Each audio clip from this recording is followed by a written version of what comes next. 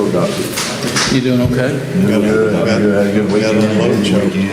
Good. I'm sorry, Mr. Carshaw. Oh, it's probably better to Work work every now. time. There's so many people there. Yeah, good. We had about 750 cars show up. Oh, wow. He said no. And he didn't write you up? You ready? Not yet, anyway. Okay. Well, make a motion that Well- we're gonna rescind it. Well, good morning, and welcome to the Bullitt County Fiscal Court on June the 16th of 2020. At this time, I would like to have 4th District Magistrate Ray Hill lead us in prayer and our salute to the flag. Bow your heads, please. Father, we just love you and we thank you so much for letting us be here today, Lord. Give us the opportunity just to breathe. Lord, it's as simple as that in this life, is just we take it that easy and take it for granted, the beautiful things you give us. And we inject all stuff. But Lord, we just ask and thank you to give us wisdom. Your word says if we ask for wisdom, you would give it to us abundantly. About this county business, Lord, give us the resources to know. And Lord, we ask that you bless each and every person in here. Lord, keep your hands around them. Lord, we lost some great loved ones and some great friends this week, Lord. We ask you just to comfort their families. And Lord, put strength in us to do your will. And Lord, we ask this in Jesus' name. Amen. I pledge allegiance to the flag of the United States of America and to the republic for which it stands, one nation, under God, indivisible, with liberty and justice for all. Amen. Thank you, Magistrate Ray Hill. Sam, call the roll, please. Mr. Mitchell? Yes. Mr. Logston? Yes. Mr. Laswell? Here. Mr. Mayhill? Yes. Judge Summers? Yes. All present. Thank you. At this time, the Treasurer's transfer report. Judge, I don't have a transfer report as of right now. Oh, okay. And presentation of all bills then. Make a motion to pay the bill. Second. Got a motion by 1st District Magistrate Mitchell, a second by both 2nd District Magistrate Logston and 4th District Magistrate Ray Hill to approve all bills. Any discussion? I do. Okay. That would involve a payment to the Visa, to start George's Visa. I believe there was an email sent out yesterday in regards to obtaining a credit card through fiscal court. The county attorney and was notified as well in the guidelines. We just need some guidelines on the credit card itself. Okay. We will do both here right after this. Okay? Any other discussion? What is the problem with the Visa card? Here, okay, let's do this motion, I'll explain, and I'll make a motion for the Visa card. Is that Okay. fair enough? Okay. Sam? Mr. Logston? Yes. Mr. Laswell? Yes. Mr. Mayhill? Yes. Judge Summers? Yes. Mr. Mitchell? Yes. Motion carried. Okay, at this time, in between 4, 5, and 6, what we'd like to do is for the approval of a credit card for emergency services and for non-reoccurring bills for the fiscal court with a cap of $5,000 for the fiscal court to have a Visa credit card through Stockyards Bank only. Like a petty cash and emergency card in case. Only thing, it's electronic transfers, Joey, like Robert needed a 50 by 100 foot tarp Friday, of which is not readily available to cover up the salt bin. And also for what I'm going to say non-reoccurring electronic bills, such as some of the websites that we use. And it's not for daily use. It's just strictly for emergencies. We did that during the emergency part, so we could buy emergency supplies if we needed them during the pandemic. Okay. So I'm going to make the motion. Where does that come from? Do what? Do we have a line item for that, or just comes out of It'll just judge's come, budget, or? it'll just come out of payments, bill payments. Bill payments. And it won't be used that much. Okay. It's all in the responsibility of myself and Kay. for use. Okay. She referred to the county attorney for some reason. What was? Go ahead. He just, he wanted to know, Steve. Well, the problem is that the county did not operate on credit cards because of the requirements of ability approved. And when you use a credit card or debit card, you've actually already paid that prior to fiscal court approval. So the purpose of this would be allowing fiscal court to use this card for purposes where they cannot use a check because of the requirements. They have a domain account, I believe, that requires them to do either electronic transfer or a credit card. They don't have that ability. Treasurer doesn't have it at this point, I don't believe. What's that? Electronic transfer. We cannot do electronic fund transport. So the purpose of this would be to clear it up, because the county treasurer puts her into a untenable position. She cannot pay bills unless there is a reason for the bill and it's been approved of this report. This would allow her to pay something that the auditor and her have issues with at this time. I would ask that if you do this, you want to do this beyond this emergency period, so this would be a continuing use of the card. But it'd be limited for the purposes, emergency purposes only. And any bill that would be used to pay that would have to be documented, given to the county treasurer for her files.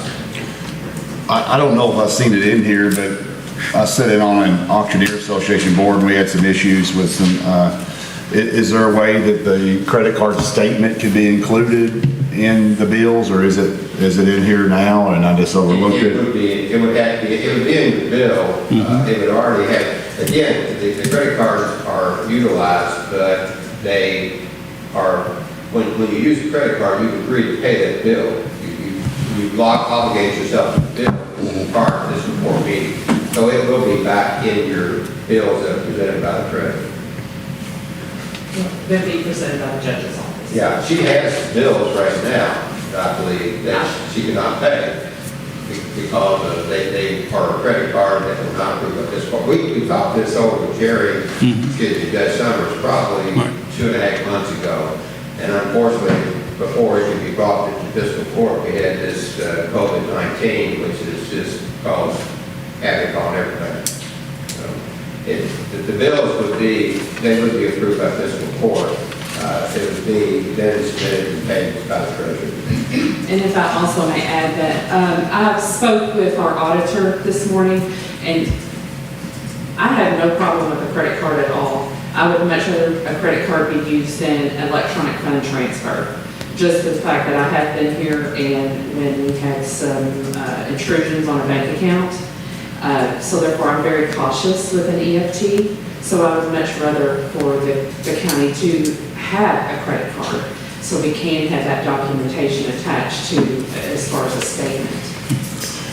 Would the credit card solve the problem? By having a credit card, would that solve the problem? It would solve the problem that the treasurer has, auditor has, and we have because of the way the statutes are. And that would work for you as, Yes, as long as there's a paper trail accompanying the statement, I would have, and there would also have to be, I believe she said there has to be some controls set as far as the credit card goes. would there be amount, the limit to it or something like? He's set the limit for Right. 5,000. Yep. And I believe he said that he and Kay were the only ones that would be authorized to use it. Right. And that's what needs to be said. It would have those, those guidelines as far as the credit card goes. Yeah. Shouldn't be- So we would be all right then with just with a credit card and that would take care of the situation? It would. Yes. Okay, if that's agreeable with you, you say it's okay, is that okay with you, Jerry? Yes. Okay, I don't have a problem with it as long as the three of you and everything agree that that's going to work and everything. Because we I need think we ought to to. pay all our bills with a credit card, then we get points and we go back and back. That was it. I never thought about that. Yeah. Would that work like that? We couldn't do that? Each one of us take a turn going on vacation with the points we save? We're on TV. Oh, we're on TV, I'm sorry. That's going out over the air, Joe. That's just the way I do my business. If I can get a free vacation, as if I use a credit card and pay it off for everything. But anyway, No. I This ain't personally business. don't see a problem with it as long as John legally, there's not an issue with it. I think it would be obviously good to include a copy of the statement, but these all charges that's already occurred are things I assume that would have been paid for just a different Yes. way. There's nothing out of the ordinary, would you suggest? You know, No, it so- was just following the formality and getting it approved by fiscal court. Okay. That's all. And I would much rather it be paid by credit card than the EFT. Okay. I don't want to give anybody access to our, Right. to do a debit from our. Okay, as long as you agree with it, John agrees with it, and it's all done with a credit card, and we got records and everything covered, and the DOJ says it's okay, I'm fine with it. And the good thing about having a limit on it is if, not that you would do anything, or Kay, or anybody would do anything, but in the unlikely event fraud or something occurred, you're at a $5,000 limit, which is something that's manageable, controllable. I mean, nobody wants to spend $5,000, but it's something that can be done. Just, if that money would have been used somewhere else in another line item, you can say $5,000 limit, but if you hit that limit and continue using money, that doesn't mean how much you're going to use that card over the course of a 12-month period of time. I think Jerry then would pay it off on a monthly basis. Absolutely. When it comes in, Yeah. getting paid off by whatever the purchase or vehicles, and Yeah. some things, but it's paid off monthly. Well, that's what I'm saying, we get these bills anyway, monthly, this thing will take care of itself month by month. Right. Yeah. It's not something that's gonna run on 3, 4, 5 months or a year, it'll actually be taken care of month to month. Yep. And it is a different day and age now, where there is a lot of charges that just have to be incurred, I think, simply with that. So I'm okay with it, just like you had said, as long as everybody's on the same page. Yeah, okay. Any other comments? Well, I agree with, I'm gonna go with you, Okay. Jerry, I'll second your motion and everything, Okay. because she said it's okay, and then the only two that's allowed to do this is deputy judge and you, Right. and Jerry, so that's Yep. the only ones allowed to do this. Only question I guess I would have, like, how does that work? Like, if Robert needed a tarp, is that something y'all just ordered online, or you Yes. call that in or something, give them Yep. a card number? So they'll contact you directly, and they don't retain any card information or nothing? It's only you two? Right, absolutely. I feel 100% Yeah, we don't give it out to anybody else. We do the order ourselves. It's like in Robert's case, 50 by 100 tarps are available around every corner, and when you need them quickly. You can order one off the best way. Amazon or whatever Off it may be, Amazon, yeah. and it's here within 2 days. So, Perfect. Okay. okay, so I made the motion, I got a second by Mr. Mitchell, the discussion was healthy. Sam, call the roll, please. Mr. Laszlo? Yes. Mr. Rahal? Yes. Ms. Summers? Yes. Mr. Mitchell? Yes. Mr. Logston? Yes. Motion carried. Thank you all. Thank you, Treasurer and Thank you, Judge. County Attorney. Now, back to the Treasurer's report. Yes, sir, and that would include in your packet the fund receipt report, an appropriation condition report, a revenue journal, and a warrant distribution, as well as a financial statement through May the 31st of 2020 for your approval. I make a motion, we approve the treasurer's report as presented. Second. Got a motion by 2nd District Magistrate Logston, a second by 4th District Magistrate Rahill to approve the Treasurer's report as presented. Any discussion? Sam, call the roll, please. Mr. Rahal? Yes. Ms. Summers? Yes. Mr. Mitchell? Yes. Mr. Logston? Yes. Mr. Laszlo? Yes. Motion carried. Thank you. Thank you. Number 7, the approval of minutes from June 2nd, 2020. Make a motion, we approve the minutes, June 2nd. Second. Got a motion by 4th District Magistrate Rahill, a second by 2nd District Magistrate Logston to approve the minutes as presented. Is there any discussion? Hearing none, Sam, call the roll, please. Ms. Summers? Yes. Mr. Mitchell? Yes. Mr. Logston? Yes. Mr. Laszlo? Yes. Mr. Rahal? Yes. Motion carried. Thank you. And at this time, I would like to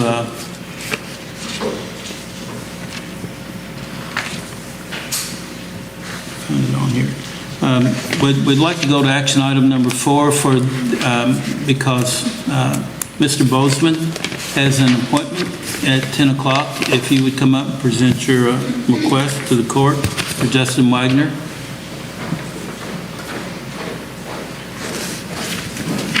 Thank you, Judge, for working with me. Good morning, magistrates, morning, Judge. At this time, I am requesting that we add an additional staff member to our code enforcement department with the additional demands that are being made by the Division of Water and the EPA. It's more and more of a demand on my time. And also, even though we have had this horrible COVID-19, our demand for construction inspections, our number of permits issued, we're actually up in our number of permits right now than we were 1 year ago during this same 4-month period. We're up, okay? I think we had like a record year for this current fiscal year that's about to end, and just the demand, we can't keep up. Okay. We can't keep up with the demand and get all the aspects of the job done that need to be done. So right now, I'm shoving things on the back burner that are going to need to be done and addressed. We've got to answer the ISO survey on our code enforcement, and that's a very lengthy process, which helps set the insurance rates for the county. So the better job we do as code enforcement, the better insurance rates the ISO sets for Bullitt County. And that will help us as well. Been in contact with Justin Wagner. He's currently electrical inspector for Louisville Metro. Young man, excited, enthusiastic, comes very highly recommended. He has a carpentry background as well as electrical and electrical inspection, and he's interested in learning the building side as far as inspections. And like I said, he's young, he's eager. He comes very highly recommended, and been in contact with him today, and he's excited, and I think he'll do a very good job for us. Okay. Does he have all the qualifications and He certifications? is we fully need? certified as electrical for residential and commercial. Doesn't hurt him holding building certification yet, but he can work as a trainee under my supervision. Okay. And I grant you, real estate's been crazy right now. I mean, it's unreal. It's one of the things that's, I guess that everybody's just, sitting around wanting to build and everything, and it's the time to do it. I mean, it's just, the interest rates are down, but yeah. So how many inspectors would I put you at? Counting myself, but we've got a staff of 4 inspectors. 4 inspectors. What's your average right now? How many inspections a week, you think? Well, we're doing about 7 apiece. So 28. So 21 times, 7 a day or 7 a week? no, 7 a day. Oh, okay. I was gonna say, man, that's, Okay. so you're doing 28 a day, so, okay. So average 150, a week. Okay. We do several hundred inspections per month. Sounds good. Yeah, absolutely. Okay. Any other discussion? No, but I've got some after we'd vote on this and everything, I need to talk to you in court, because I got a call this morning on something, so, but we need to get this other out of the way first. Yes, sir. And I've reviewed all this with Director Bozeman, and he needs the help.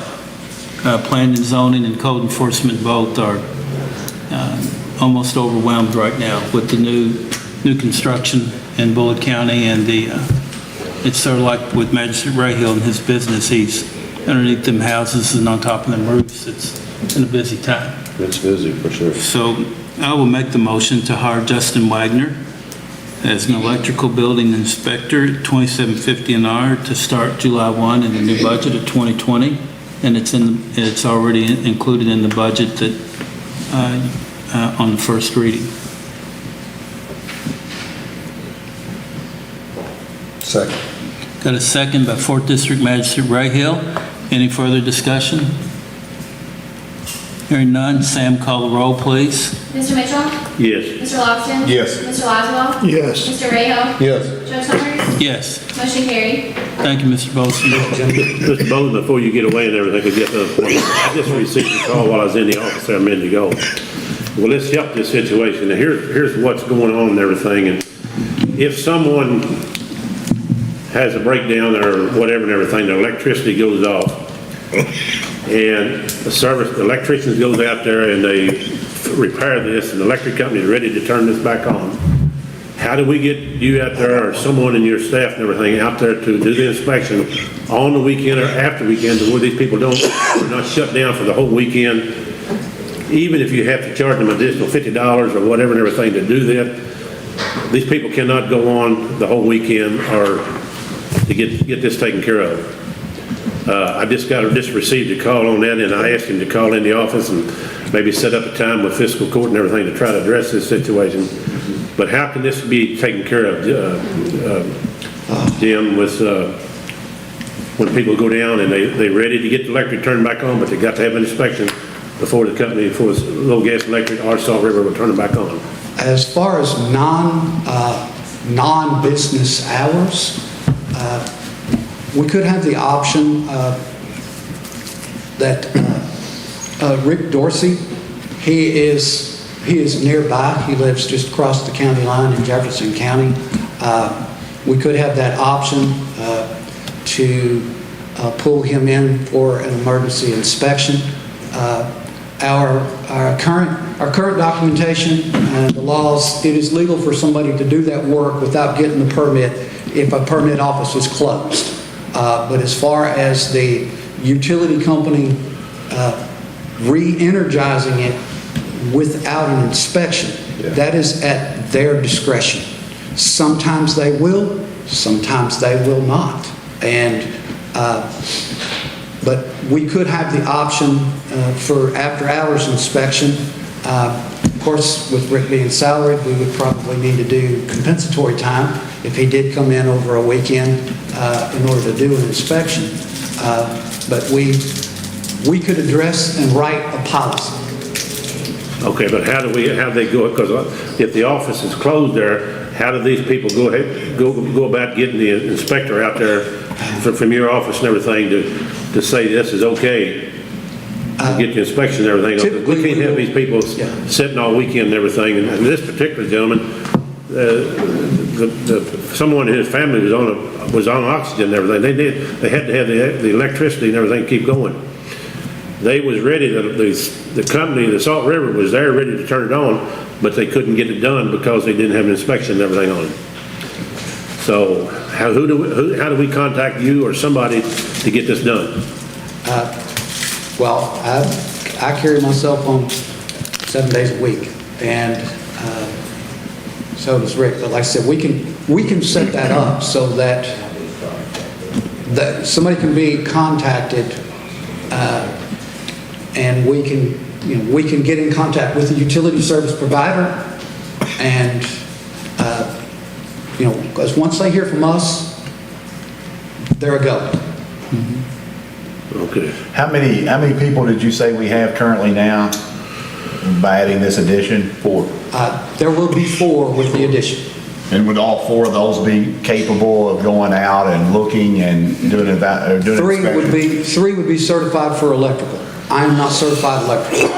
But right now, under what Dennis is saying, if it does happen, technically they have to wait till Monday. If a tree fell on a house. Justin is also local as well as Rick. Mike and I live over an hour away, but Justin and Rick are within 10 miles of Bullock County. Well, I'm just looking at the emergency situation. Yes. I'm not somebody out there that's got one roughed in and everything, I need inspection. No, I'm looking for just the emergency situation. We can contact LG&E, and we can contact Salt River, and we can give them emergency contact info so that if that situation arises and they are prepared, they just need an inspection, that they can contact us. And of course, all of the electrical contractors that are pulling permits, they have our contact info already. They already have those numbers. Yeah, the contractors do. Right. And we can make sure that the service providers have that information as well, so that if it's 3 o'clock on a Saturday afternoon, that we can be contacted. Okay. That's all I'm interested in is emergency situation. Yes. Sounds like it might be something we're drafting some type of policy so that your office would have something in place, whether it's somebody on call that rotates every weekend, and the chances of this happening, I don't know how often it happens, but it's probably not that frequent. It's not often and everything, but I don't want us to be receiving calls and everything. Hey, I'm in an emergency situation, I can't get my electric back on. And I want these people to have a way to do And that. I'm listed on our website as emergency contact. I never heard from anybody regarding this, sir. Okay. So, I mean, it's right there on our webpage that emergency contact is my cell number. Right, I was in there with Candy there, Joe was in there also when I received this call. Have you personally heard of that happening very much on a Monday morning when you get in, or does it happen sir. very often? No, sir. So it's not really but when somebody's on auction, it's a big deal with that person. From time, we get a handful a year where somebody come in first thing at the start of business to Okay. pull a permit, and they will say, this was hit by a vehicle yesterday, and, it's perfectly, the policy is, if you ask for a permit within 24 hours, as soon as we are open for business, there's no penalty for that. That's perfectly acceptable to our policy, and it's perfectly legal Okay. to do As long as we emergency got- work. As long as it's taking care of emergency situations, that's all I'm interested in right now.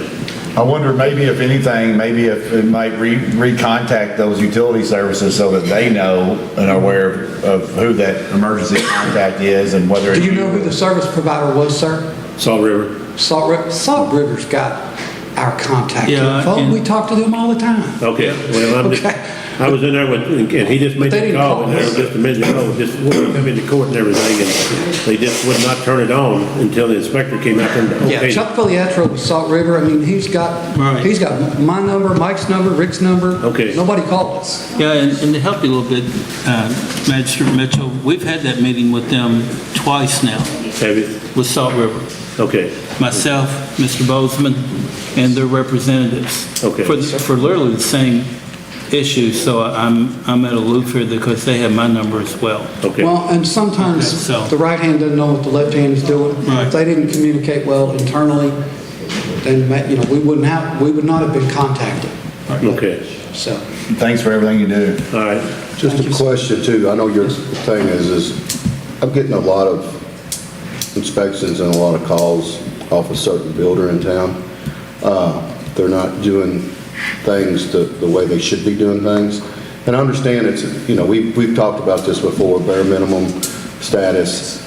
And I think we looked into it before is because, John, didn't we look into seeing, be able to change building codes, and then it's state driven?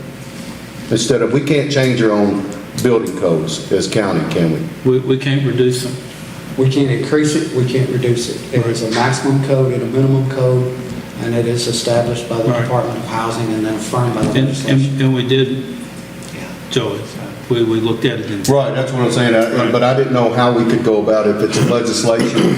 I went in a house the other day, it was a year old, and none of the doors even shut. Every piece of drywall was cracked on it. And you tear the drywall off of the guy, I inspected a year before that. They're using 24-inch spacing on interior walls. It's in the book. It is- I know it's in the book, but there's gotta be something, because it's gonna fall on us. It is, it's gonna do that, because Joe and I have talked about this before and everything. We need to increase the standards and everything on this building construction and everything. And I've been building since I was a little bitty thing, and I've been doing it for many, many, many years. And what I am seeing out there right now, Jim, is not good.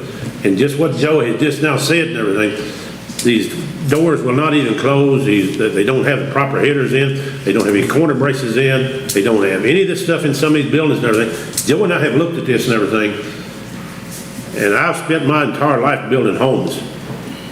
And I'm telling you, that some of this is horrible, it's horrible. I don't know, no reflection on you, but Yeah, I know we need to increase this, and Joe goes out there and does the inspection, but, You're just in the it's a hot bad situation, Jim. It's a bad situation. what I would recommend is for someone in your position that is coming back in these situations after the fact, that the Board of Housing, that, at the Department of Housing, their board, that is approving this code to send to the legislature for approval, that is the place to make the appeal. That's the place to show the pictures. That's the place to show that some of these minimum standards need to be increased. Because they write it. Right. What power do we have as a fiscal court to control certain builders, though, that continue to get continuous complaints? And I know of a few myself, and I've seen some homes built in my area, and it almost appears like it's that show Extreme Home Makeover. I mean, you can literally drive through the neighborhood and there's not a home there, and 2 days later, it's framed and put together, and it's amazing how fast these things are being thrown up and not being Now- built properly. some of the cities within the county, they have a business license, and I'm sure there's procedures so that that business license may be suspended. At the county level, we don't have a business license, we don't have a contractor's license. You just have to meet the state law to have the proper insurance in order to be able to permit, and there's no additional licensing required unless it is a licensed trade, such as electrical. That if we had some mechanism, some type of license, and the county ordinance were written that, for non-performance, ethical violations, the fiscal court could have the option to, for a specific given of time, as the court may determine. We don't have that mechanism. There's a couple of contractors that have taken people's money, didn't finish the job, and there wasn't anything I could do about it except report them to Frankfurt, because Frankfurt gives them their electrical license. Nothing we could do. But if we had a mechanism that they had to get some type of local contractor's license in order to do building construction, then we would also have the authority to suspend that. This is just a personal question for me, but I've seen a lot of homes being built and they're not using plywood anymore.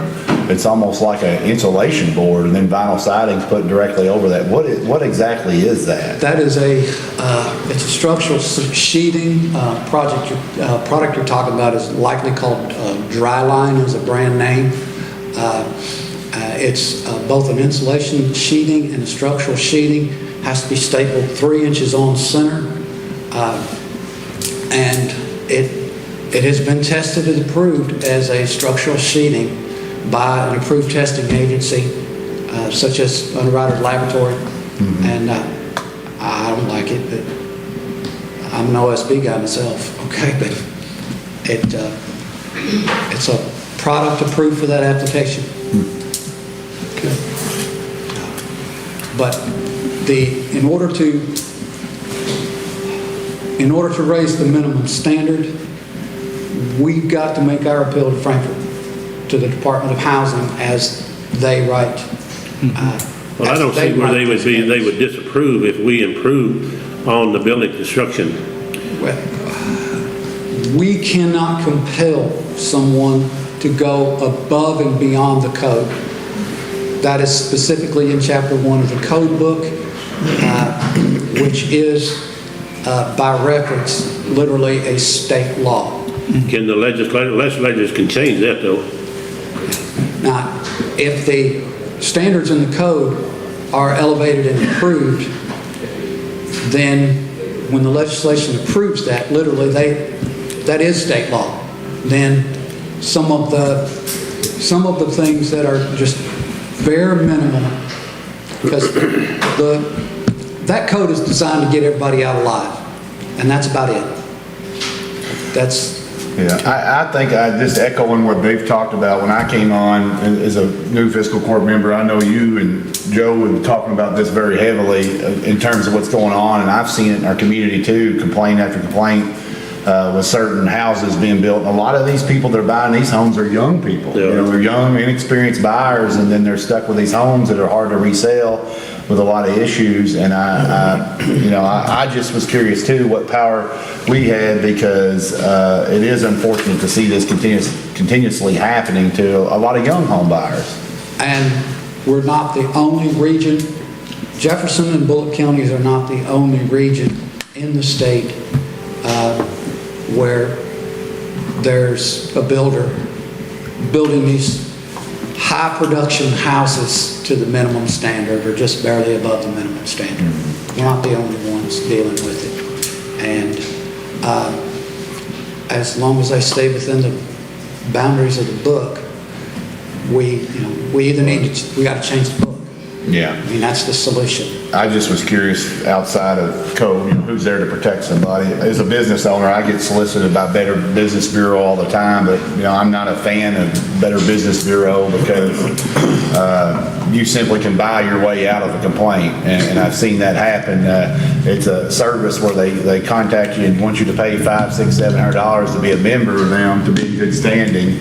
And then if somebody files a complaint, you simply write them a check and the complaint can disappear pretty quick. So I was just curious, and it is a very interesting topic, but we can But kind of it's- move. Yeah. The state writes the book, the legislation approves the book that the Department of Housing writes, and it is a mandatory statewide law. It's the maximum law and it's the minimum law. And nobody's pointing fingers by any means at you. I mean, I know you're doing And everything. I don't like everything in that book. but Yeah, that's- That's what you have to go by. but appreciate your But time. that, I mean, that's the process to go about it, is the authority that's writing the book, if they can see the issues. Joe, do you want to head that committee to the state there? I mean, I'd like to If they can see maybe those get a meeting with the director of housing, you know, just something we can talk to him about and, you know, spend a little time with him. I mean, I know he's busy, but even the Association of Home Builders would be a good place to start, because they're great lobbyists up there too, so. Because I've talked to a lot of framers, and a lot of custom builders, they're fighting against it too. I mean, they're complaining tremendously, you know, about it. So we've got to figure out how to get to the housing to change that. And we're talking about 10% of the, or not even 10% of the builders out there, probably a lot less, but building, 75% of the home. But if anybody's watching, we're not picking, I don't think, on the mass builders. It's just a couple, I think, in our area that are doing a lot of mass production building and Well, building. then, a lot of them are not local builders either. They're from different states that come in and, and they, to their thing is if they told me I could save $6,000 on each house and build it this way, and I'm in business, if I'm a businessman instead of a framer or instead of a construction guy, well, that's what I'm gonna do. Because I'm doing it and I'm making money. But if you're in construction, it makes your stomach turn when you see it, because it's, these kids are just getting taken. But anyway, John, can we draw up some kind of ordinance to do that on a license and stuff like that? What are you trying to accomplish? What I'm trying to accomplish is if they don't, if they're unethical, I guess, and not doing what they should be doing, we could pull their license. Well, you can draw an ordinance to that effect, anybody that does work in Fuller County, the cities already have a lot of that they be required to be registered. You're not going to do anything to protect the public unless you go a few steps further. You're going to probably require them to post bonds to write and do some work that something to go back and play. Doesn't do you any good to have a licensee who's a corporation. Well, I know Nothing in business. He just closed his corporation and starts another business, so. But if we have the authority, And we can probably draft an ordinance that will require everybody to be in. We can require them to post bonds. We can probably go a step further. We can do more stringent codes, but that's something you're really going to have to sit down and look at before. But Mr. Bowles was telling you, the state has building codes, we follow the building code. Building code is just a minimum standard. It is nothing that is gold, believe me, because if you go through these houses and you look at them and how they're put together, they will do them as minimal as possible in order to pass their code. And Mr. Bozeman has no ability to do anything but approve it. So he's not putting the county at risk when he approves something that meets the codes. As long as it does that, he's done his job. Right. If you want to go one step above it, after this meeting, sit down and I'll meet with you, Rob, and I'll meet with you, and we'll see what your concerns are, and we'll try to move forward. but if we had a mechanism to deny a contractor to obtain further permits because they're not correcting things, they're doing things, they're taking people's money, not coming back. If we got a mechanism to take away their ability to pull permits, which we currently don't have. Frankfurt has that authority. They can take away their license if they're a licensed trade. But a non-licensed trade such as carpentry or vinyl siding or roofing, if they're not finishing the jobs, if they're not doing, I can't say, I won't issue any more permits. I don't have that authority. And we can correct that without problem.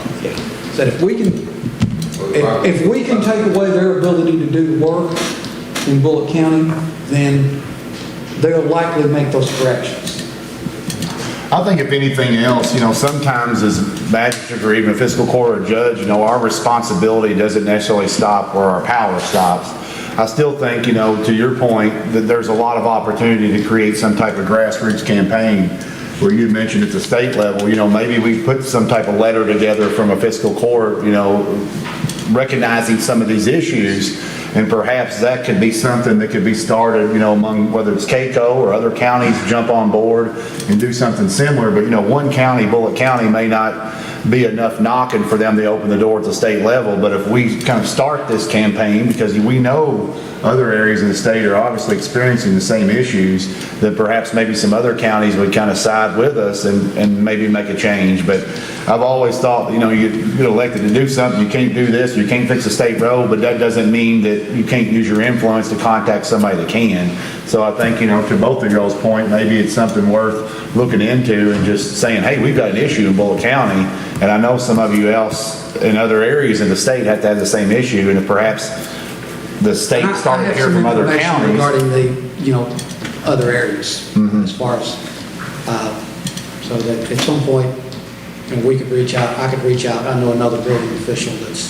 And you're probably going to be looking at some of the larger cities, some of the more rural areas that don't have the population aren't going to have those mass type builders that we're talking about. They're, a smaller town's going to have very high quality custom builders, but we're talking about, some larger cities and, Fayette, Jefferson, Davis, Hardin, Jefferson, a lot of those areas like that, I think are the ones that are really, a lot of those builders are taking advantage of. But thanks for everything. Thank you, gentlemen. I've got to get to class. Thank you. There you go. The discussion was healthy, and we'll look into this again.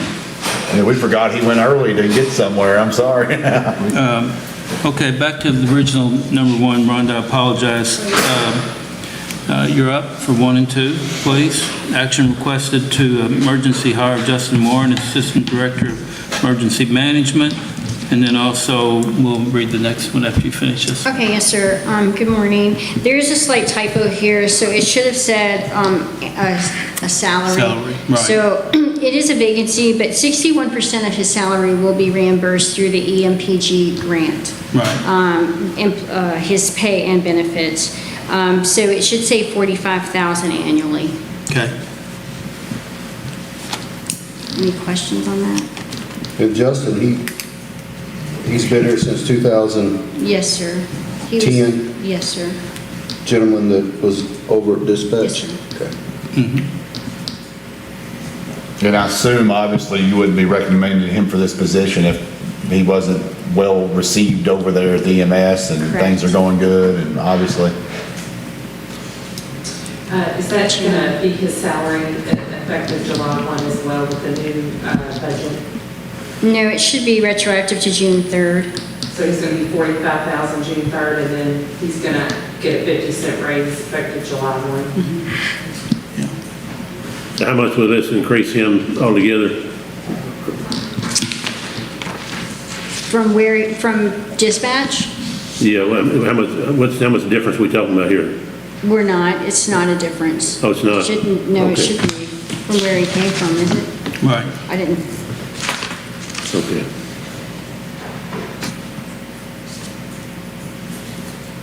You want to know what his salary was at this time? yeah.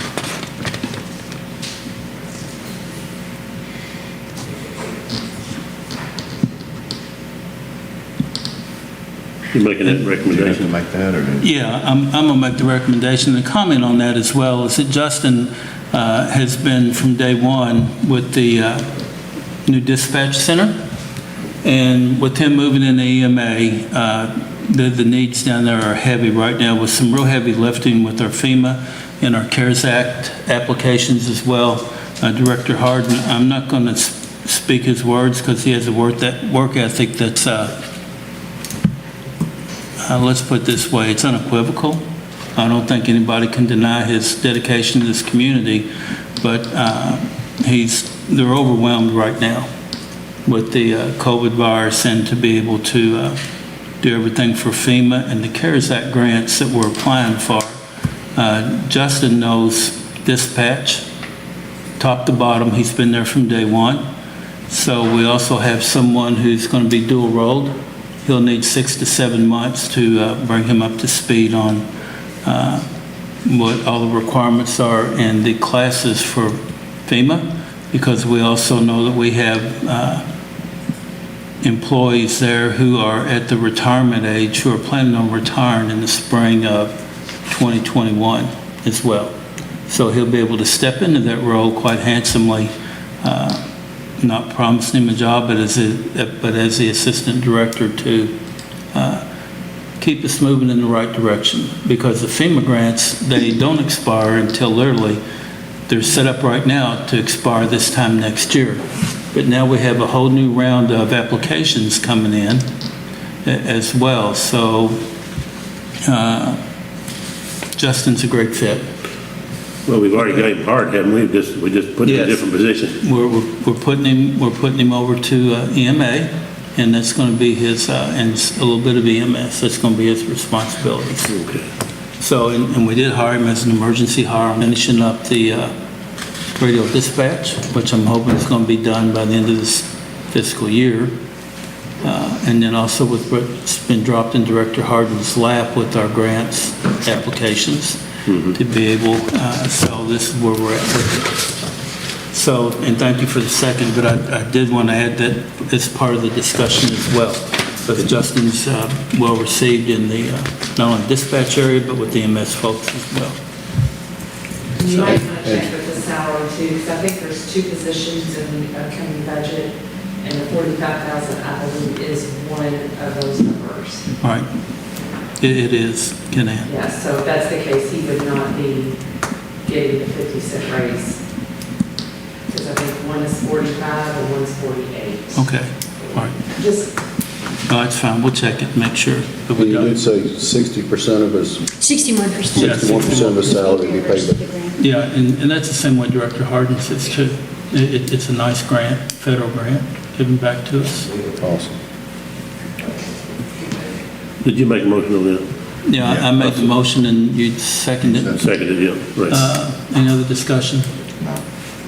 Sam, call the roll, please. Mr. Lockston? Yes. Mr. Laszlo? Yes. Mr. Rahal? Yes. Judge Summers? Yes. Mr. Mitchell? Yes. Motion carried. Thank you. And action item number 2, the agreement between the Bullitt County Public Schools and Bullitt County Emergency Medical Services. This is a real coup and plus for our community as well. All right, so Director Hardin and I met with Bullitt County Public Schools last week, and they had 40 slots, but they narrowed that down to 20 students. So they have 20 students that are starting their EMT program in the fall, and it's a year-long program. We are working in partnership with them for them to do their ride time with us, because they have to, one of the requirements is to ride on an ambulance for 24 hours. So we're working through some of the logistics on that, and hopefully at the end of their year, when they graduate and they're eligible to take their EMT exam and they get their national numbers, they can come back home and work in Bullitt County, because there's such a nationwide shortage with EMTs and paramedics right now. So it's a win-win for the county. Will they be in class from the start of the fall all the way up to the graduation? Right. Is that the way that's going to work? And they'll do lectures and skills, and they've hired an instructor from JCTC to come and instruct Okay. the students. So they have the cream of the crop students. They're all honor roll students.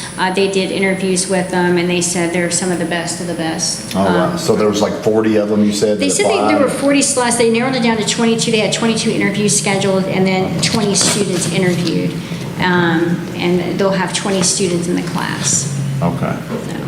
But that didn't necessarily mean that we turned away 20? No, Okay, no. that's what I was It's curious. just that they had it opened up to that many, but they Okay. could only allow for 20 students based on the ratio. Well, I think it's a win-win situation. Even if we didn't get them, somebody would get them. It'd be beneficial to somebody. Absolutely. And I'd be glad to put that in form of a motion. I'll second that. Okay, got a motion and a second. A motion from First District Magistrate Mitchell, a second by Second District Magistrate Logston. Any further discussion? Hearing none, Sam, call the roll, please. Mr. Laswell? Yes. Mr. Rahal? Yes. Judge Summers? Yes. Mr. Mitchell? Yes. Mr. Logston? Yes. Motion carried. Okay, thank you. Thank you. Yeah, good job on you so securing much. that. That's really special. Action item number 3, there's, in your package, gentlemen, there's the force main contract from off of the landfill. We're wanting to do away with, this has been an ongoing project before this administration started, to do away with the, what I'm gonna call the sampling wells on our existing landfill. And the force main will go all the way to the Shepherdsville wastewater treatment plant, instead of us hauling them, pumping them out and hauling them there as we do. What was the cost associated with that? It looks like the state's, if I read this right, the state's going to reimburse us $25,400. Right. Right. We just got to put it out for contract and bid. Yep. That's the way I understand it, right, John? No, this is going to be a state project. Right. Oh, wait. All we're paying really is $25,400 up front, I think Shepherdsville probably, and we get reimbursed that. Right. The state is going to be doing this contract, not the county. Oh, okay, so Even state, though it says we're the contractor, we are not a contractor on the actual project. Right. so we're putting up the 25 and getting reambused for it? We Yes. get it back. Right. John, I know this is a force main and everything. Is there any way that, and I wanted to ask this question, is there any way that could be tapped on by any residents along that road? No. On that force main? This would be a 4-inch. It's only 4 line inch, That yeah. is part of the landfill. If anybody wants to tap on, we would not be the appropriate party because we do not have the facility that it's going into, that would be the city of Shepherdsville. Right. So, I think there's been some discussion that line will go past property and somebody will tap on. But that is not going to involve the county, that's going to involve the city of Shepherdsville, which would have. Be through the city? Property, and then you utilize that line, I think, That'd be through the city then? would be to the city, because they're the ones that pass the sewer, pass it, not us. So Collins Hill is going to run a force main to Shepherdsville plant?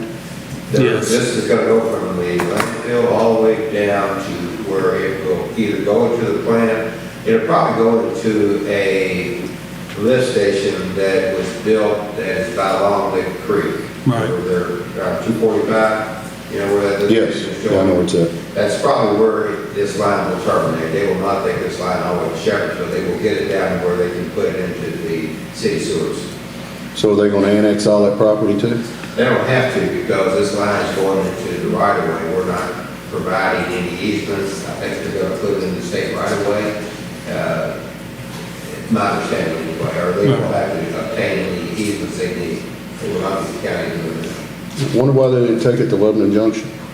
Lebanon Junction refused it. Refused it? Yeah, I had Mr. Hatfield talk to them first because it would have been close to burn, but there was some issue with the type of product and they feared that it would disrupt the sewer line in LJ.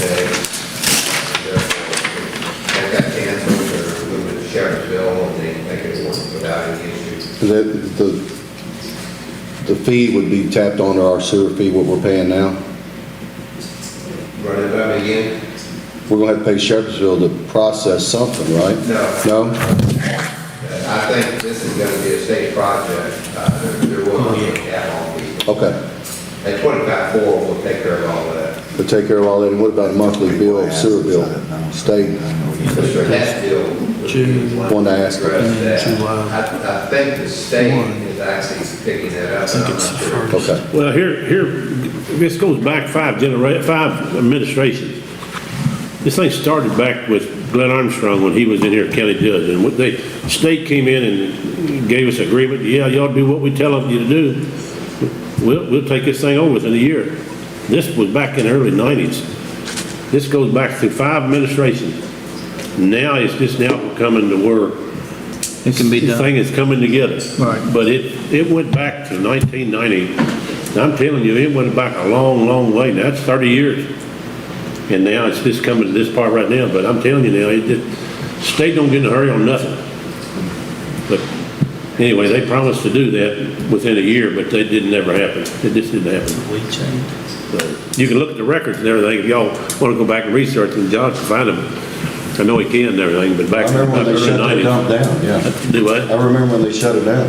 They did. They said, y'all come up and do what we tell you, we'll take the thing over completely within a year. So hopefully that we're done with it now and it won't cost us another nickel. Hopefully. We were trucking all this. Right. For some period of time, and then the state got involved with it, and after a short period of time, they realized that wasn't going to work. So nothing's been trucked, the county's just been sitting on this for the last probably 4 years, 5 years now. And it's really not created any great environmental issue to the county whatsoever. Yeah, they test it so often and there's not that much that comes out of it either. Only one side of the landfill seems to have this issue, and again, when you test, it's armed water is what Right. they're looking at. It's naturally occurring in that part of Bullitt County. There's as much probably armed water content above the landfill as below the landfill. Yes, sir. Yeah, because I had asked Larry, I said, Larry, take a sample and everything, and then go up the stream there and everything. I said, with the iron contest and everything, I bet you will come up with the same iron sample and everything upstream from the landfill that you do right there at the landfill. Because it's, like I say, John said, it's a natural occurrence. Go ahead. Okay. You get a motion on it? Yeah. Okay, awesome. I have a motion to approve the contract. I need a Yes. second. Yes, sir. Got a second by Magistrate Mitchell. Any other discussion? Sam, call the roll, please. Mr. Rahal? Yes. Judge Summers? Yes. Mr. Mitchell? Yes. Mr. Lockston? Yes. Mr. Laszlo? Yes. Motion carried. Thank you, Sam. Okay. First reading of revised ordinance 20-08, Bullitt County Fiscal Court Year 2020-2021 Budget Ordinance. Yes, Commonwealth of Kentucky, County of Bullitt, ordinance number 2008. An ordinance relating to the budget of Bullitt County for fiscal year 2020-2021. Be it ordained by the Fiscal Court of Bullitt County, Commonwealth of Kentucky. Summary. Whereas the first reading of the proposed budget is tentatively approved by the Fiscal Court of Bullitt County on the 16th day of June 2020 and approved as the form and classification of the State Local Finance Officer on the 17th day of June 2020. Section 1, the following budget is adopted for the fiscal year 2020-2021, and the amounts stated are appropriated for the purposes indicated in the summary analysis set forth hereafter. General Fund. General Government, $5,737,096.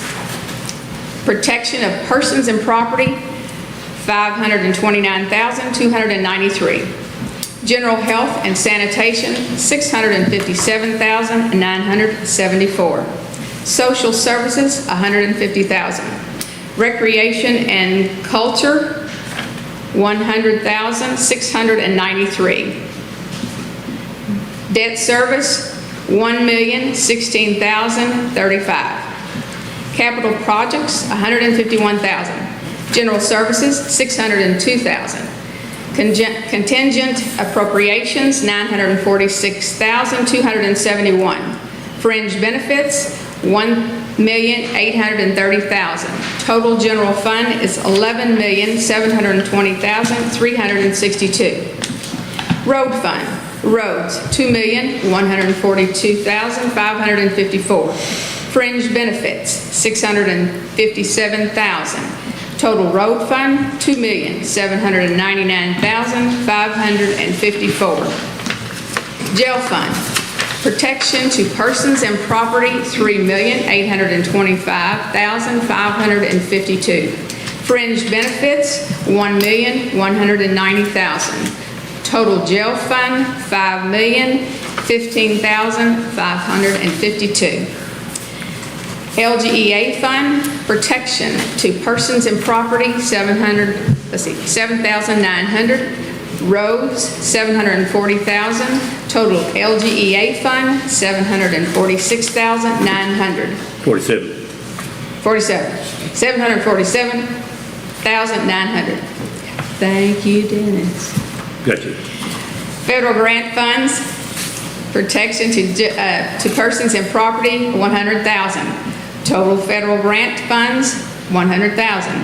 EMS fund, protection and persons of property, $4,233,275. Administration, $1,683,000. Total EMS fund, $5,916,275. Forest Fire Fund, protection in persons and property, $2,000. Total Forest Fund, Fire Fund is $2,000.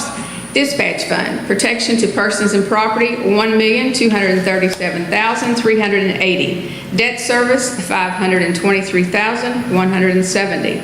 Administration, $406,500. Total dispatch fund, $2,167,050.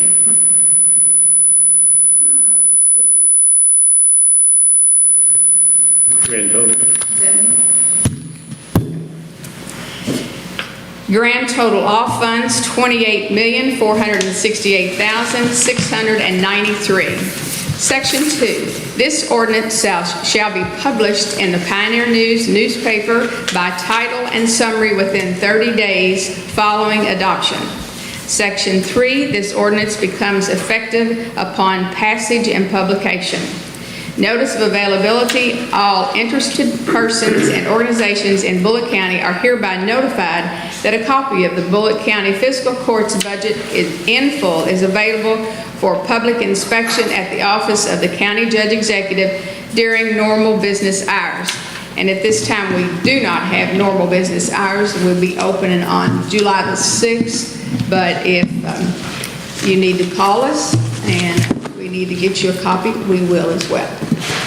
Thank you. We will have a second reading of the budget. It's been recommended by DLG back to us to have the second reading and special meeting on the 29th of June at 9 a.m. 9 a.m. Pardon, yes, the 29th. You say 9 or 9:30, so? 8:30. Well, what's up to you all? What do you all want? Well, I like 6 in the morning. No, let's, Come on, Bill. 6 o'clock in the morning. I'm up at 6, but I don't think Tom Bard would like to be here at 6. Tom, you ain't up that early? I don't get up that early either time. There we go. So let's just do 9 o'clock. Is that So it's fair a enough, Monday? Sean? On a Monday, That's what they're recommending for us when to do the second reading, because we got to push it back up. And the revision to it was the line item for the new building for the animal shelter. That's what we had. Pardon? I have yet to get a complete copy of this. Oh, yeah, yes, oh, absolutely.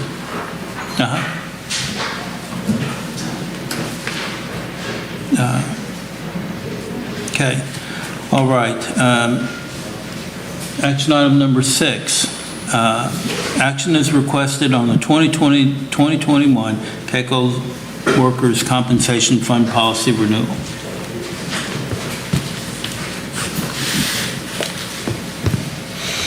Put his own motion. Second. Got a motion by 1st District Magistrate Mitchell, a second by 2nd District Magistrate Logston, and this is a policy and procedure that we normally, we've had a great relationship with KECO over the years, and they take care of our workers' comp. Any other discussion? Yes. Does this include a payment schedule?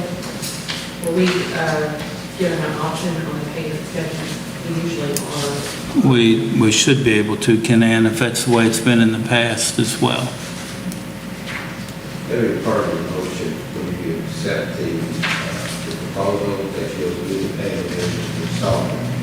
Because I think we've done it in the past, correct? And it's it's offered in the contract. Right. Okay, so as an amendment to part of it is the payments will be made in partial payments as well to them for the workers' comp fund. I'm going to put the amendment on the form of the motion.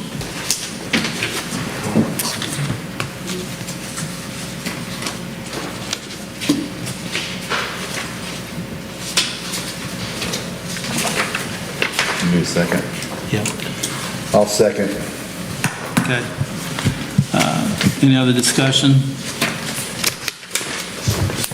Sam, call roll, please. Judge Summers? Yes. Mr. Mitchell? Yes. Mr. Logston? Yes. Mr. Laszlo? Yes. Mr. Rado? Yes. Motion carries. There you go.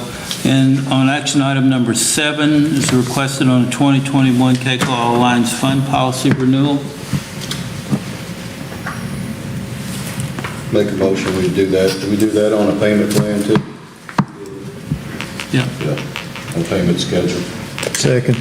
Okay, got a motion by 4th District Magistrate Ray Hill, a second by 3rd District Glaswell to agree to the All Alliance Fund Policy Renewal 2020 to 2021 by KCO. Any discussion? Sam, call the roll then, please. Mr. Mitchell? Yes. Mr. Logston? Yes. Mr. Laszlo? Yes. Mr. Rado? Yes. Judge Summers? Yes. Motion carried. Okay. Number 8, an appointment of Bruce Sanders to the Nichols Fire District Board, replacing Bob Davis. Term to expire in June 30th of 2023. Dennis, do you have any thoughts on that? Any? He's just a very upstanding resident in the area and everything. Is well thought of in the area and everything, so he'd be a great asset. Good deal. I'll make that motion then. I'll second it. Got a second by 1st District Magistrate Mitchell. Any other discussion, gentlemen? Sam, call the roll. Mr. Logston? Yes. Mr. Laszlo? Yes. Mr. Rado? Yes. Judge Summers? Yes. Mr. Mitchell? Yes. Motion carried. Thank you. We're going to skip 9 and 10. Number 11, discussion of COVID-19 funds reimbursement application. And this is for discussion, gentlemen, to keep you all informed with what we're doing. We talked about it briefly with Director Harden and what he's doing with the applications for both FEMA and COVID. As of this afternoon, what we will be doing, we're going to apply from the CARES Act with the DLG for a shade over $1 million reimbursement for the COVID-19 through the COVID-19 fund. And what we will need when we do this application is an MOA and a resolution from the fiscal court. We'd like to put it on the special meeting on June the 29th. And this all ends up landing on your county judge for the responsibility and accountability of this. Apparently, the fiscal court itself is not liable for any of the, what I'm going to say, application process. It comes strictly back into this office. But we do need a resolution from you all to, on the 29th, that we have sent this application in. Does this cover all expenses that we've incurred and everything? It occurs, yes, all COVID expenses, and the biggest thing about it is that it occurs for the, what I'm going to say, our first responders that's been involved with this, Dennis, or Magistrate Mitchell, like our EMS, what we have spent with our Sheriff's Department for patrol. Those are the two big heavy lifts, along with any type of sanitation, cleaning, extra cleaning, the covering of the chairs out here. And we got an added bonus, something that we were doing without knowledge of we would get any type of reimbursement, but to feed the 27,000 meals to those seniors who have needed it as well. And that's where the $1 million ask is going to come in at for the EMS salaries, almost $250,000 for the meals. And we'll do this moving forward. And their recommendation back to us is to include all the COVID from March 1 to June 30th, and then break it clean and clear then to cut out the FEMA request. FEMA's a little bit different. There's different opportunities there for us to recover our funding during the COVID virus. So After June the 30th and everything, we will submit, other than we can't submit anything to FEMA after June the 30th? no, we can't. FEMA, we can submit to FEMA right now, But DLG is recommending that we just lump all this together right now for COVID-19, for the CARES Act. This way, there's not going to be any confusion. I've had meetings with the staff to make sure that we don't want to double dip, is what we don't want to do. Right. Because I am claustrophobic. I really don't want to go to jail for anything that we've done or be accused of it. So, The by the cells end got of, windows now, Jim. do they really? They got windows in the cells now, sir. I didn't realize that, so, but anyway, to help answer you with this, they want it cut clear and clean, so we take everything from March 1 to June 30th. And then starting with July 1, the CARES Act is still going to go until the 31st of December. Okay. We are eligible for $2.7 million, $2.7 million as a county through the CARES Act. With FEMA, we are still eligible for our FEMA funding all the way back to, we know of a minimum, until July 1 of 2021 as well. And those are different buckets of money than what we're using right now for the CARES Act. Okay. So there's opportunities here for us to be able to stay whole with our expenses. Our expenses have been healthy, let's put it that way. It's not just from the funding of the food, but for the extra supplies and equipment. We've had some great business partners do this who's donated materials for our first responders. But also with the amount of coverage that we've had to provide all the time for we've been really blessed that our emergency services right now, with both the ones that we're directly responsible for as a court, our EMS and our sheriff's department, we've had no COVID cases because we've been able to supply them with the personal protection equipment and the resources that they need. The cleaning of the ambulances is not cheap after each and every run. Same thing with the sheriff's department, the road department for the cleaning of the vehicles. It's just been, and even in this facility covering the new benches, these chairs are all going to be recovered as well. So it's we'll have the opportunity to stay whole, if it makes sense to you. Mm-hmm. So that's where we're at with but with the CARES Act, and I can't emphasize this enough, it all comes straight back into this office. It's the strictly responsibility of the county judge to do this and to have it, what I'm going to say, fair and honest. So, but I do need a resolution come the 29th that we have applied for the application, and we have, and the way that I understand Miss Billy, I think her name is Johnson, we should have some type of answer back by then, because we plan on submitting it this afternoon as well. You're going to have that resolution ready on the 29th? Yes, sir, we sure will. And we also thought we needed a memorandum of understanding too as well, but our county coordinator's checking on that to make sure. Okay. Okay? Good deal. So that's where we're at with that. And also, if I can infringe on her for just a minute here, the cleanup days, do you happen to remember the days that Larry gave us yesterday? Right here. Okay. And it was approved at the Board of Education last night. Okay, good. So What date? Saturday, It was July approved. 11th. Can you come up here, Candy, please? Do you mind?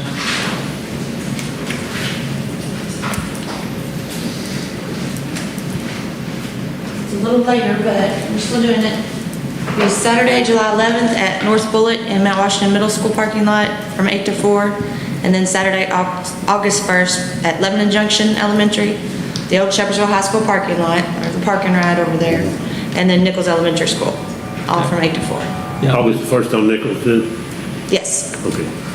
And Mount Washington Middle, you said on Saturday, July 11th? Yes. 8 to 4. And I'll put this on the website and Facebook page and everything. It'll be in the paper. All right, thank you. And again, to repeat what Candy said initially, it was just approved last night by the Board of Education for us to use these sites. Right. So, Good deal. Thank you, Kenny. I know it's a great service. I'm glad we got that worked out. and absolutely. Absolutely. So at this time, no, we can't take unless, Tom, if you have any questions to, okay. Dennis? No, I just want to tell Tom we missed him. We still have been missing you. I just wanted to let you know that publicly. I missed you also. You did? Yes, Okay. All right, well, I think I've got everything. I addressed the concerns I had with John in the office there earlier, and so I'm in pretty good shape right now. Okay. Sean? Couple things. I know in Joey's prayer, he mentioned that we lost a lot of loved ones, and I just wanted to, this is our first meeting back, and I was able to stop by the funeral home, but I just encourage everybody to live, every day is it your last. You just never know when it's going to be your last day, and we obviously lost a good man, a team member here at Bullitt County, Depp Brasner. So I'd just like to send my condolences on behalf of the fiscal court to Karen, his wife, and his entire family, and the office staff, the staff above. I know it's difficult times for everybody, but just encourage everybody, you never know when your time's coming. It's only the man upstairs knows that. So live each day as it's your last, and I hated to hear that news, but you just never know when your time's coming for sure. But I just want to send my condolences there, and I know you touched on it in the prayer when we opened up about losing a lot of loved ones, and particularly some that's close to this court. But also, I don't know if you have any more information. I know we're getting down to the end of the road, so to speak, in terms of elections. I've shared some things out there, but I think obviously you can vote now, and a lot of people don't know that, I think. So maybe if you could touch base on real quick before we close out on the election process, or what you know. And I've not voted yet, but I think I may go over there today if I can. I'm going over as soon as we finish up. Yeah. I will. I'll touch on it. I got it in my notes here. Okay. Okay? But that's all I've got. Who's in charge over there now? Do what? Who's in charge over at the PVA right now? Leon, AD, help me with his last name. Adcock. He's a regional rep. He used to be a PBA. Okay. And he's going to be here until and I can touch base on all that right now if you want me to, about how this is going to work. That the governor is, according to the KRS, appoints someone of his party who has passed the test within the last year or so. Then, according to the KRS and the two parties involved, the county clerk is going to send a notice to the sheriff that there's an official vacancy, and both parties will select someone who has passed the test, but the test has to be issued by the Department of Revenue sometime soon. The date hasn't been established yet, but it has to be now. And then the parties will pick somebody, and it's supposed to be a special election. And to help you, Magistrate Mitchell, what we are trying to do, we tried to push this forward because the general election ballot hasn't been set yet, to be able to get some type of resolution on this before then. Because what we did learn about special elections is we spend about $96,000 on a special election that this court has to pay for. Right. So that's where we're at with the Leon's a great guy. I mean, he's nice. He's worked with Depp to help him get through this. The staff seems to, the staff is working with him. So it's it looks like a win-win for our county, but he is not going to do anything to, his instructions are not to do anything to leave someone else with an undue burden, a new person. Okay. So he'll just continue with what Depp has done right now, and the staff recommends. Okay? All right. Well, thank you. So they're set up where it's same as, it's got to be a county resident. County resident, yes, 2 years. Pass the bills. And 24 years or older. if I'm wrong, is Depp was the only person in Bullitt County that ever passed that test so far. Yes, that we could see. Now, there's quite a few folks who have taken it. But as far as the 70% and above, that's the only one that we could see. Okay? And you're saying that is a requirement, you're That's saying? a requirement. So each party will, and so if somebody hasn't taken the test, they still have the ability to take the test? Yes, and that's what it's going to be moved. The Department of Revenue has to set the test up first. Oh, so they'll set a date for the test. Set. Anybody that wants to take the test could be eligible to take the test? Right. And then you mentioned something about the party, each party will pick one person? We'll pick one, no different than what they did for Okay. the special election for state senator. And then the goal is to have that on the ballot in November? We're trying. Okay. So, I hate to even have to have this conversation, but there's people that are asking and curious what happens next. We've had them then come to the office already, so. Was that correct, attorneys? Yes, it'll have to be on the ballot in November. It's the only time you have a special election is for a state representative or senator. For a local elected official, if it's more than 3 months before the next scheduled election, if there's vacancies, and that race will be on the next scheduled election.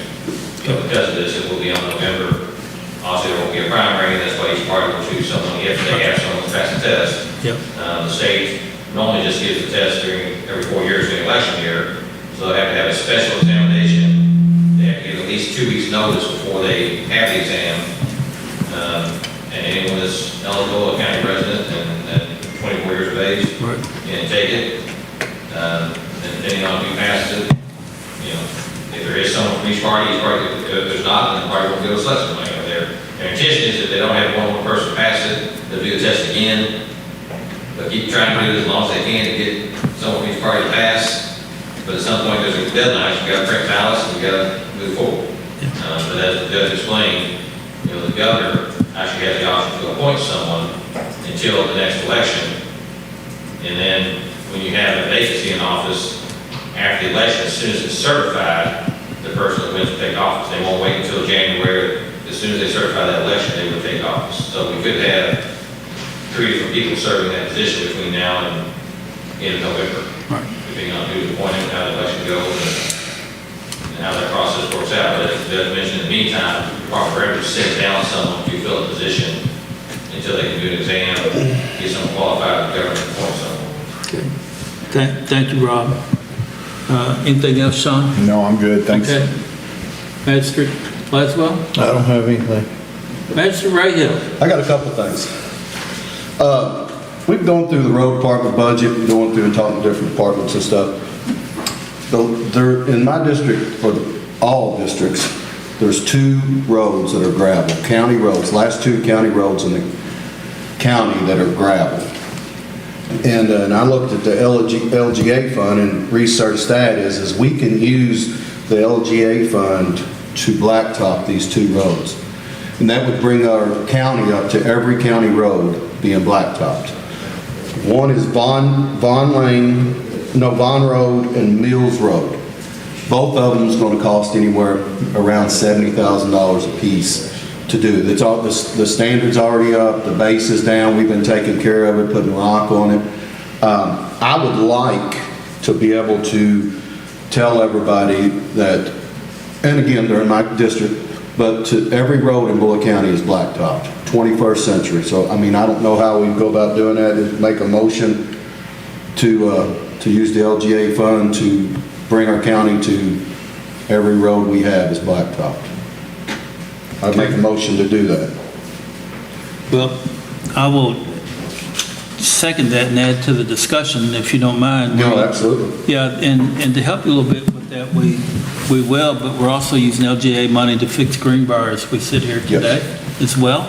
So we're doing a half a mile of a mile and a quarter road there to bring it up to the right standards for the residents out there. So if those prices, you're looking at what, 100 and what? About 140 to blacktop 2 roads. I don't see, from where I stand, looking at the overall point of the budget is, I don't see an issue with that at all. I see a great opportunity there to be able to have all the county roads surfaced in Bullitt County with Our blacktop. mail people and our bus drivers would absolutely love us for it. Okay, so I will second that motion if anybody else has any discussion about that. Well, Joe and I discussed this and everything, and we just thought it'd be really good for the county in any way looked at and everything, that we wouldn't have any roads in the county that actually was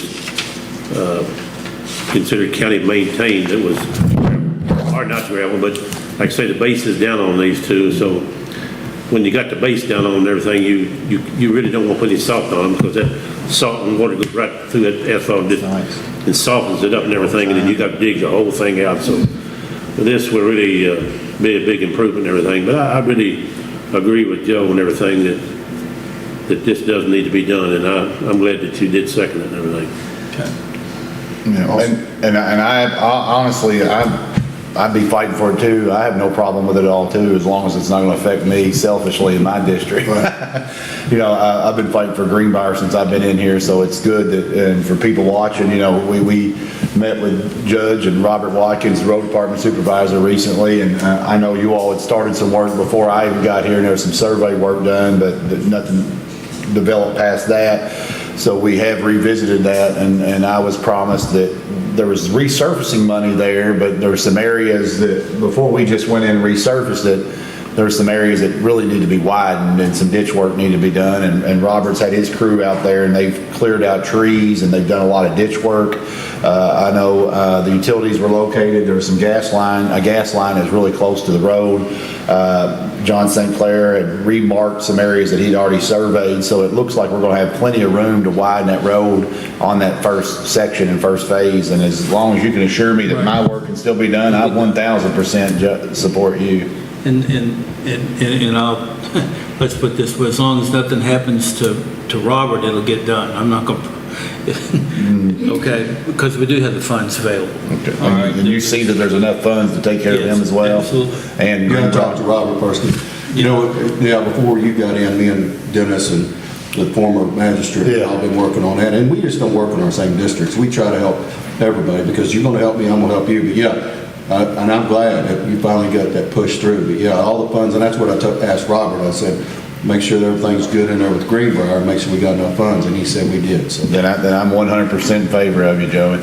Well, you know, going back to that, you know, we elected from our district, but we serve the entire county. And that's, we're here to do what we can for the entire county. No matter where they live or what the situation is, we're here to help the whole county, residents of this county, so. Well, we can't get nothing done without it. Can't do it, just can't do it. It's You got my support. one of the things that has been so beautiful and everything is, everything has been pretty much in, we've had good harmony on this court. Yep. And I really do appreciate seeing all of that. Discussion's healthy. It is, very much, Absolutely. very much. Okay, anything else? Oh, I got a motion on the floor. What about that, yeah. And anyway, Tom, when we get these printed, we'll send you a picture. We'll put them on Facebook. We've got these handy dandy new road sign to put up by Bullitt County Fiscal Court. The citizens of Bullitt County need to understand where their money's going to and what it's being used for. So, Want to vote on that? yes. Sam? Mr. Laszlo? Yes. Mr. Rahal? Yes. Judge Summers? Yes. Mr. Mitchell? Yes. Mr. Longston? Yes. Motion carried. Thank you. guys so much. You're welcome. I've got one more thing. Go ahead. I was over at the old Red Cross building right here on Preston Street. I mean, it's falling apart. Okay. You really need to do something with that, is that if we do it or if we don't. And I was approached by Kentucky Housing to want to know if they could lease that from us. It might be something, because a vacant building is the worst thing on it.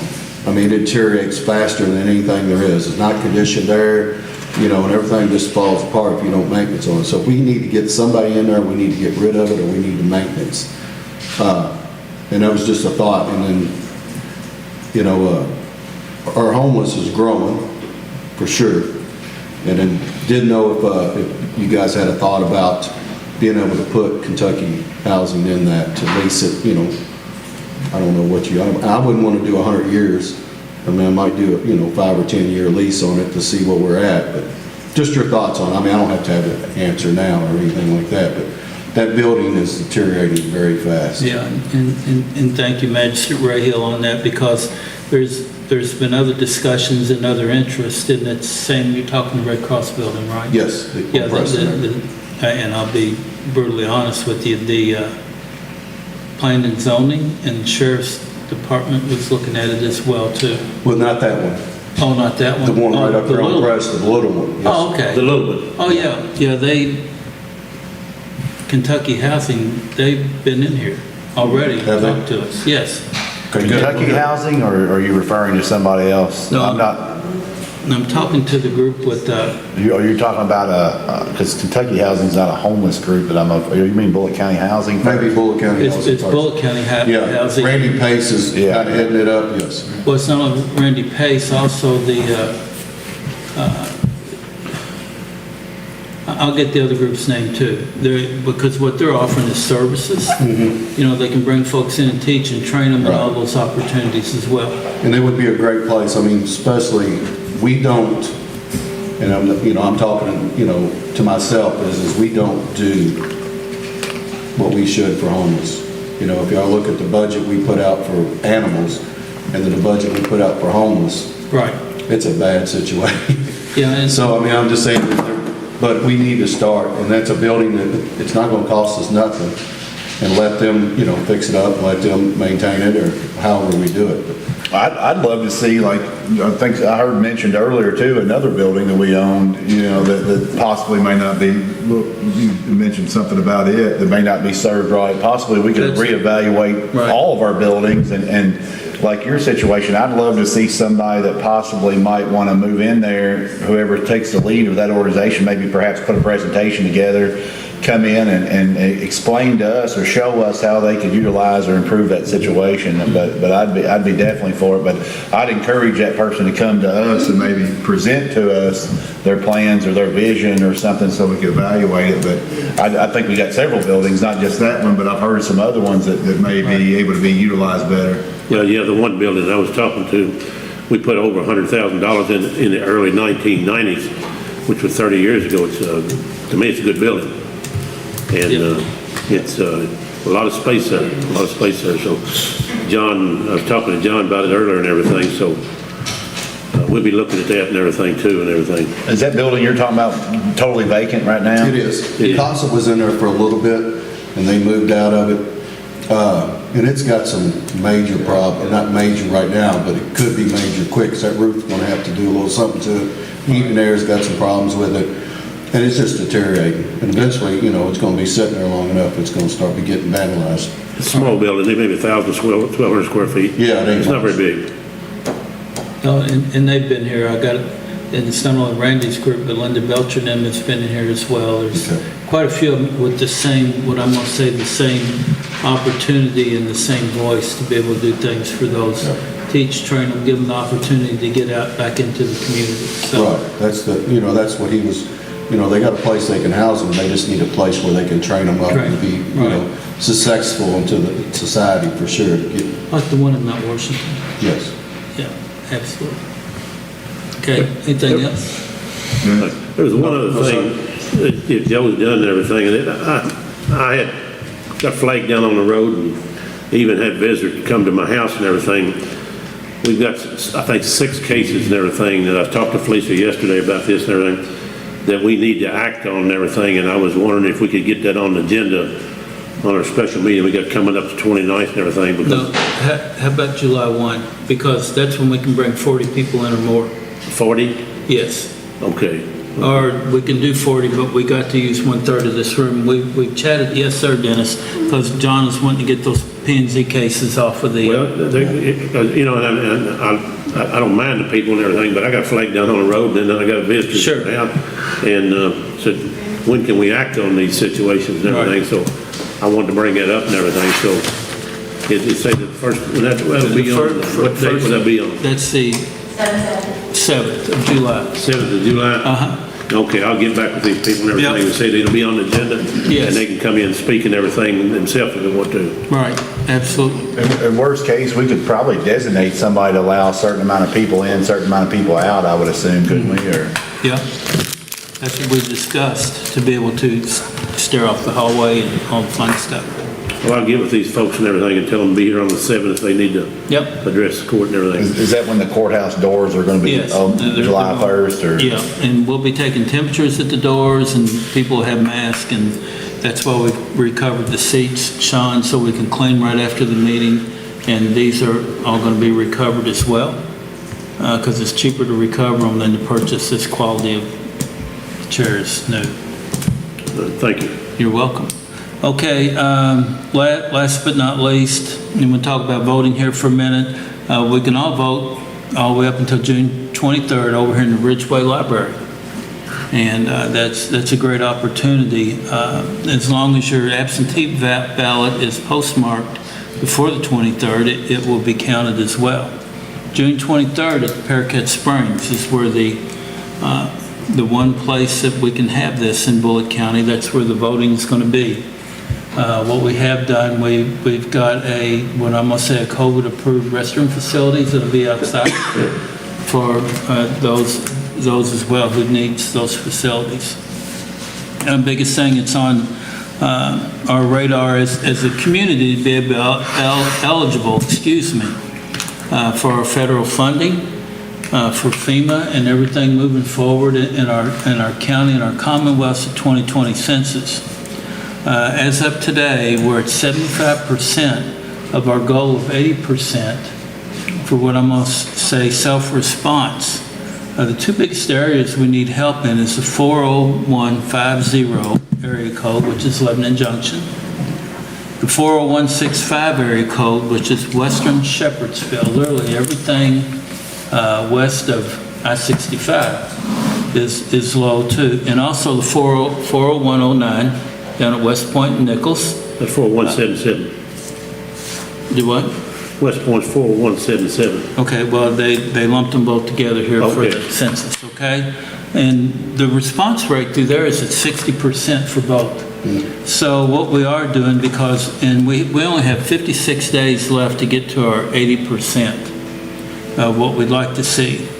So to achieve this goal, what we are doing with our meal distribution, we're going to put flyers in there for the census for next Wednesday, not this one. Okay? And we're also going to be in all the post offices, not only in those areas, but then out in the northern end of the county and up in Mount Washington as well. We're going to put flyers.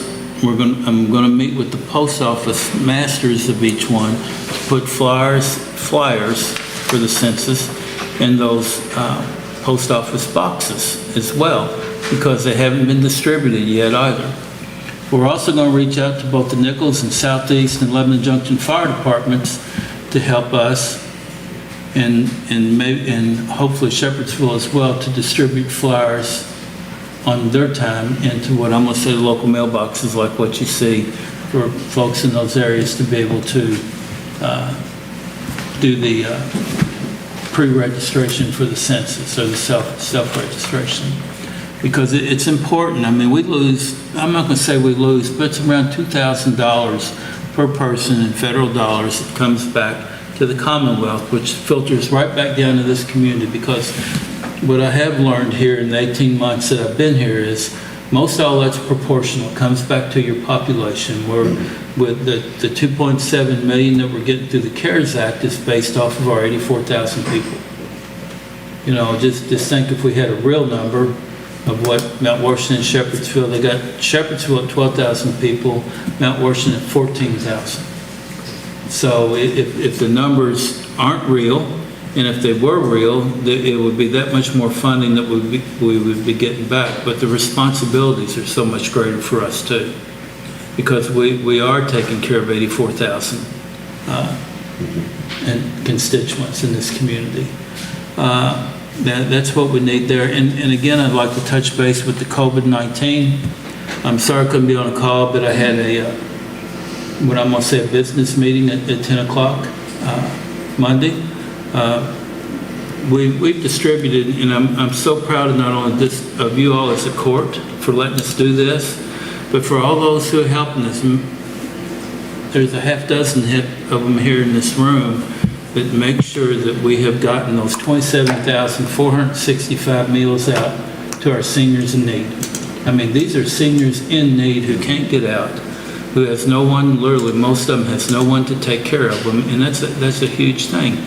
And we'll keep doing this until the emergency's over with both the Commonwealth and here in Bullitt County, because we're both still under an emergency notice as well. We're not going to leave those folks high and dry. The COVID cases, we have 135 cases in Bullitt County. 122 are confirmed, 13 are probable. We have 25 of them that are still active, of which one is here in this courthouse. 106 is recovered, and unfortunately, we've had 4 deaths. And along that same line, I'm going to reiterate what everyone on this court is the loss of Deb, and he was a friend. I knew him when he was a kid, him and his brother David. I never knew they had a sister because she was too young running around, but Deb was finally at peace, and he had things going the right way for him. He was happy with his job, happy with his family, and they were adopting in the process of adoption too. So I'm going to reiterate what Sean has said, that you just need to live every day as it comes and as it's last. So at this time, I'm going to close on that. Y'all have a great week, and Dennis? Make a motion to adjourn. Second. I got a motion by Magistrate Mitchell to adjourn, a second by 3rd District Magistrate Laswell. It's a 11:09, one of our longer court meetings of the year. Sam, call the roll. Mr. Rahal? Yes. Ms. Summers? Yes. Mr. Mitchell? Yes. Mr. Lawson? Yes. Mr. Laszlo? Yes. Motion carries. Thank you all. Thank you. No, I used to work for Deb's stepdad. Oh, really? Yeah, that's. Several partners here earlier.